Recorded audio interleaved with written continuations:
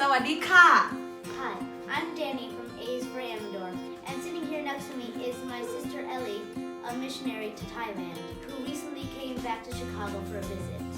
I'm going to be interviewing her. When did you decide you wanted to be a missionary to Thailand? I decided I wanted to be a missionary when I was at missionary school in the States. It's called YWAM, Youth with a Mission. And we were studying the Bible together, and I learned that Jesus called us all to go to places where there are less believers and to tell his story. And I didn't know that we're all supposed to go. I thought only a few would go and the rest of us were supposed to stay home and serve our communities. But I actually found out that God specifically calls people to stay home and generally calls everyone to just go. And I've never specifically felt called to stay home in Chicago, so I knew that God wanted me to go to places where there were less believers. Why Thailand? In order to graduate my missionary school, we had to go somewhere overseas and serve the Lord. And so my entire school, we all went to Thailand, and I had never really heard of Thailand. I'd never been to Thailand, never really talked to a Thai person.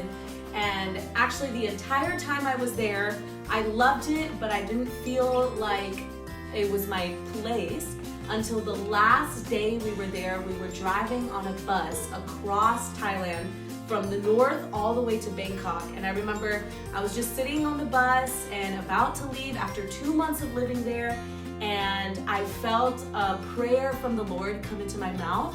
And that was the first prayer that I ever wrote in my journal about Thailand. And I just started praying for Thailand there on the bus and crying. And then I realized maybe this place is a special place for me. And I wasn't sure if Thailand was the place that God wanted me to go at the end of my missionary school.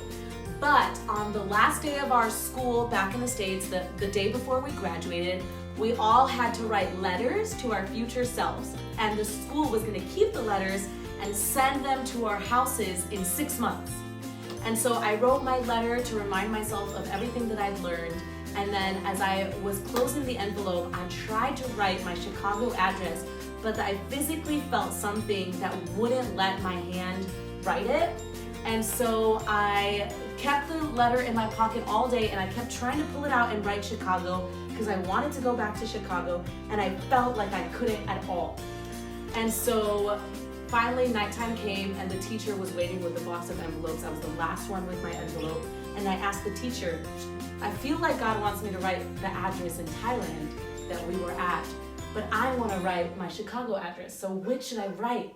And the teacher was a really wise teacher, and he said, I think that you should do what God wants, not what you want.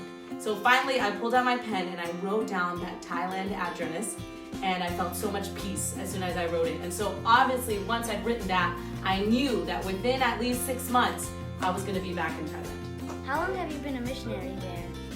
I first visited Thailand with my school in 2017, and I've been there until now, which is 2020. Why does Thailand specifically need missionaries? I think that Thailand does not need missionaries. But I think that Thailand really needs Jesus. And so whether that's a missionary from another place or whether it's a Thai person themselves, Thailand is a country that is Buddhist, but also very highly influenced by animism, which is a religion that worships the spirits in nature. So they believe that trees have spirits, animals have spirits, especially ancestors. And also very influenced by Hinduism. And so the Thai people live in a lot of fear of their gods and of evil spirits. I've seen people that have like literally maybe 100 amulets. One amulet protects them from crashing on a motorcycle, another amulet will protect them from eating poison. And so they have all these amulets to please the gods of all of these things in order to feel safe. And so I think that if a Thai person hears the true story about Jesus and how he has died for their sins and has stripped away everything that they could ever fear, and that they can live and sleep, especially in peace, and that they don't need to work to have a place in heaven, then that would set them free. And I think the Thai people, just like everyone in the world, need to hear that. There's this statue in the middle of downtown, and girls, when they want to graduate college or get a good score on a test, they'll put on special clothing and they'll dance for the statue because they believe that they'll please the spirit in that statue. Jesus just wants to bless these people because he created them and he made them and he loves them and he wants to see them succeed, but without fear. And for Jesus, we don't have to do little things to please him. We just need to have a relationship with him, which is beautiful. What exactly do you do in Thailand? So I'm an English teacher, officially. I teach English every day to little children in an after school.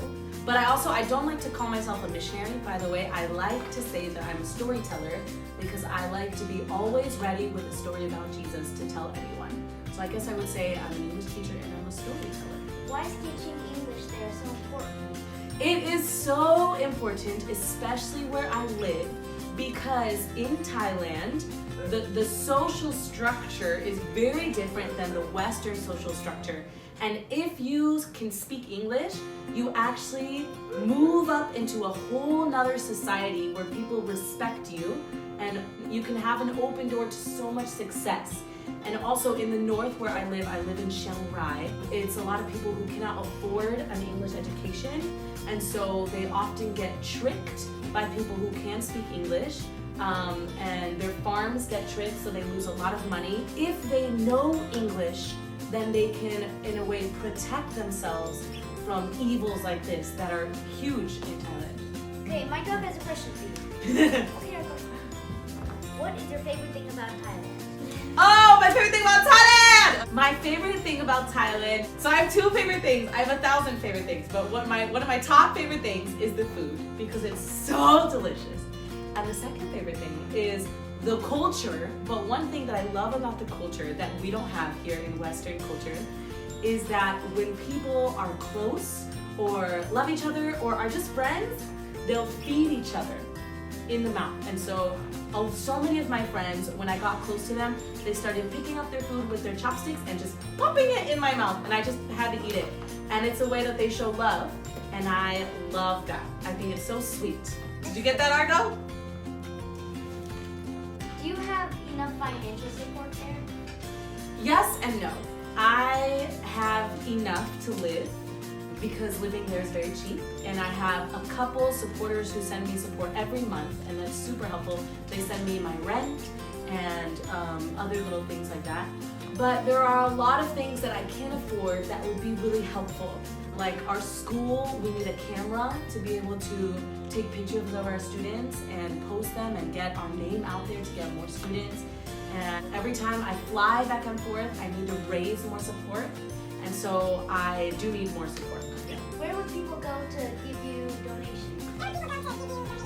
You can send to my PayPal right here, or through my email, which is sylviaelieamador@gmail.com. What are some things people can be praying for you in regards to teaching and living in Thailand? The biggest struggle that I have there is feeling lonely because I'm so far from my family. I live alone, I do life alone, and so I think God has a lot of things that he wants to teach me through that, and I want him to help me be strong and learn what he wants me to learn through that.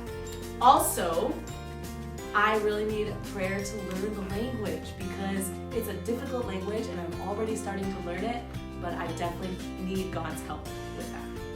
Is there anything else you want to tell us about Thailand and being a missionary or storyteller there?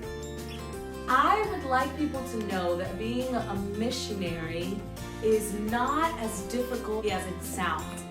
My day-to-day there is I wake up, I spend time with Jesus, I go out and spend time with my friends, many of whom have heard about Jesus through me or through other friends that are Christians there, and I just have conversations with them about life, about God, and then I go teach and I get time to love my students.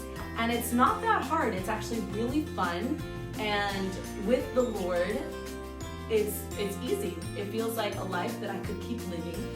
And I also want to say one more thing about Thailand. I think that the Thai culture is an incredible culture. They are so hospitable, so loving. so joyful, and I think that all of us Westerners can learn a lot from the way that they love each other and live there. And so if any of you go and visit Thailand, I say that's a good idea. Do it. Do it. Well, thank you for your time and being with us, Elie. Like and subscribe below. See you next time. So I'm going to teach you, and you have to say God bless you in Thai, okay? So girls will say พระเจ้าอวยพรค่ะ and boys will say พระเจ้าอวยพรครับ okay? Ready? พระ พระ เจ้า เจ้า อวย อุย พร พร ครับค่ะ Bye bye. Dun dun dun dun dun. Subscribe. Dun dun dun dun dun. Subscribe.